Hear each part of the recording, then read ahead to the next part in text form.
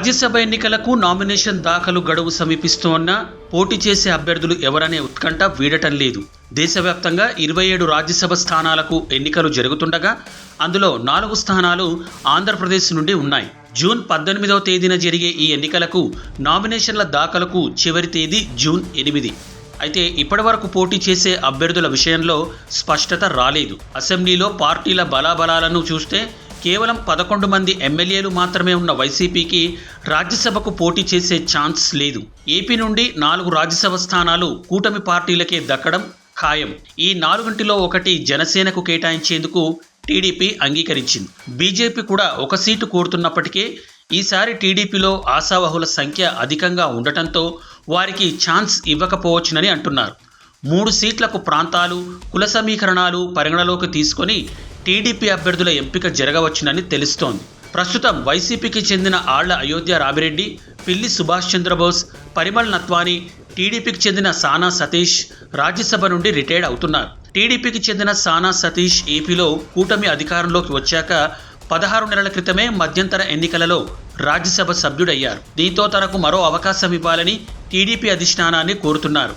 అయితే పలు సమీకరణాలు సానా అభ్యర్థిత్వానికి అవరోధంగా మారుతున్నాయని టీడీపీ వర్గాలు చెబుతున్నాయి. జనసేన రాజ్యసభ అభ్యర్థి ఎవరనే విషయం స్పష్టత వస్తే సానా సతీష్ భవితవ్యంలో స్పష్టత వస్తుందని అంటున్నారు. జనసేన నుండి తొలుత కమ్మ సామాజిక వర్గానికి చెందిన ప్రముఖ వ్యాపారవేత్త లింగమనేని రమేష్ పేరు ప్రముఖంగా వినిపించింది. అయితే మారిన సమీకరణాలలో లింగమనేనికి బదులుగా కాపు సామాజిక వర్గానికి చెందిన పునితెల నాగబాబు లేదా మరొకరికి అవకాశం ఇవ్వవచ్చునని ప్రచారం జరుగుతుంది. జనసేన నుండి కాపు సామాజిక వర్గ అభ్యర్థికి అవకాశం ఇస్తే టీడీపీ నుండి సానా సతీష్కి అవకాశం ఉండదని పరిశీలకులు భావిస్తున్నారు. జనసేన నుండి కమ్మ అభ్యర్థి లింగమనేనికి అవకాశం వచ్చినా గ్రీన్ కో రూపంలో సానా సతీష్కి మరో అవరోధం ఉంది. గ్రీన్ కో డైరెక్టర్ బండారు నరసింహారావుకు రాజ్యసభ సభ్యత్వం కోసం రాష్ట్ర, కేంద్ర స్థాయిలలో భారీ లాబియింగ్ నడుస్తోంది. గ్రీన్ కో డైరెక్టర్ నరసింహారావు కూడా కాపు సామాజిక వర్గానికి చెందిన వారే కావడంతో సానా సతీష్ అవకాశాలకు బ్రేక్ పడుతోంది. టీడీపీ కార్యనిర్వాహక అధ్యక్షులు, రాష్ట్ర ఐటీ, విద్యాశాఖల మంత్రి నారా లోకేష్కు అత్యంత సన్నిహితుడైన టీడీపీ జాతీయ ప్రధాన కార్యదర్శి కిలారు రాజేష్, టీడీపీ జాతీయ ఉపాధ్యక్షులు టీడీ జనార్దన్, రాజ్యసభ మాజీ సభ్యులు కంబంపాటి రామ్మోహన్ రావు, భాష్యం విద్యా సంస్థల అధినేత భాష్యం రామకృష్ణ, భారత్ బయోటెక్ అధిపతి కృష్ణ ఎల్లా లేదా ఆయన సతీమణి సుచిత్ర ఎల్లా ఇలా కమ్మ సామాజిక వర్గం నుండి రాజ్యసభ రేసులో భారీ లిస్ట్ టీడీపీలో కనిపిస్తోంది.